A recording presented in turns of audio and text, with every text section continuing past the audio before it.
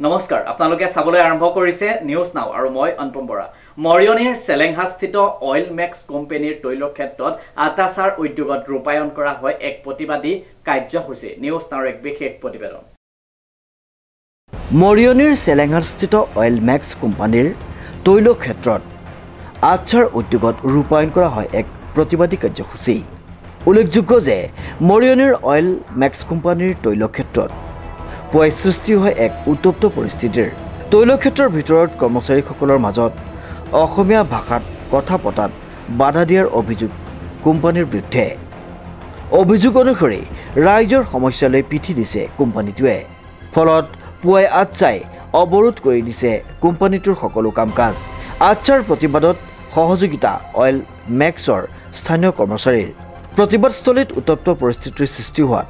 আৰক্ষী আৰু CRPF মোতায়েন কৰি পৰিস্থিতি শান্ত কৰে হয় আজি আমি অসমীয়া ছাত্ৰ সন্থাৰ টিয়ক শাখাৰ উদ্যোগত আমি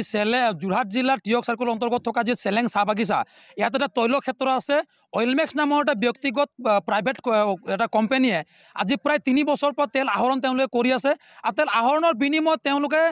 বহুবাৰ আমি দাবী জনাইছোঁ যে CSR যিটো কয় যিটো আইনী CSR আচলতে য'ত ইফেক্টেড এলেকা তাত তেওঁলোকে জনকল্যাণমূলক কাম কৰিব লাগে ৰাস্তা পদূলি আদি কৰি তেওঁলোকে বহুত ধৰণৰ নিৰ্মাণ কাম কৰিব যিটো আইনৰ মতে আৰু বহুবাৰ প্ৰতিবাদ আচলতে কৰাৰ পাছতে তেওঁলোকে DC এটা এগ্ৰিমেণ্ট হ'ল 2023 চনৰ এপ্ৰিল মাহত জিলা উপায়ুক্তজনৰ আয়ুক্তজনৰ অধ্যক্ষতাত এটা এগ্ৰিমেণ্ট হ'ল য'ত স্থানীয় বিধায়কজনৰ উপস্থিত আছিলে গোটেই বিষয়খিনি উত্থাপন হোৱাৰ পাছত তেওঁলোকে এটা এগ্ৰিমেণ্ট কৰি দিলে এগ্ৰিমেণ্ট হোৱাৰ পাছত আজিলৈকে তেওঁলোক কিন্তু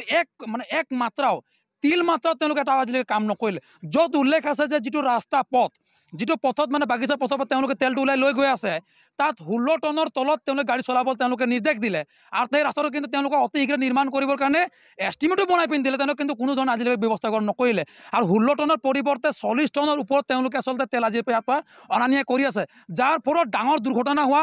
বাগজান নিচিনা কাণ্ড হোৱাৰ এটা আমাৰ ইয়াত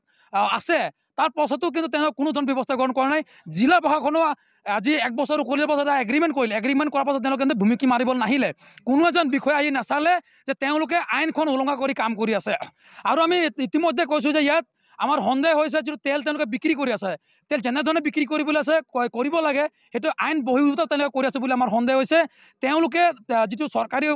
খণ্ড থাকে তেওঁলোকে দিব লাগে যেনেকৈ ডিগবৈ নিচিনা জেগাত তেওঁলোকে তেলটো বিকিব লাগে তেওঁলোকে ব্যক্তিগত খণ্ড বহুতখিনি ব্যৱসায় তেওঁলোকে বিকি আছে শিৱসাগৰ পেণ্ট উদ্যোগৰ নামত মাহেকত 10 টেংকাৰৰ ওপৰত তেওঁলোকে তেল দিয়া আমাৰ সন্দেহ হৈছে কোনো কাৰণ আচলতে 10 টেংকাৰ তেল তেওঁলোকে নালাগে এই বিষয়ৰ ওপৰত তেওঁলোকে তদন্ত কৰিব লাগে চাব লাগে কোনো ধৰণৰ আচলতে কোনো আজি না কোনো জিলা বিষয়া না প্ৰশাসনৰ বিষয়ববীয়া না পুলিচ প্ৰশাসনৰ বিষয়ববীয়া কোনোদিন আহি বিষয়বোৰ নাচায় আৰু যি এগ্ৰিমেণ্টৰ কাৰণে আমি পুনৰ স্মাৰকপত্ৰৰ যোগেদি জিলা পত্ৰত দিয়া হ'ল তেওঁলোকে কোনো ধৰণৰ গুৰুত্ব নকৰিলে আমাৰ সন্দেহ হৈছে ডাঙৰ আচলতে মন্ত্ৰী বিধায়ক ডাঙৰ মানুহ আচলতে জড়িত হৈ আছে তেওঁলোকৰ ডাঙৰ মুনাফা পাই আছে যাৰ কাৰণে স্থানীয় ৰাইজক তেওঁলোকে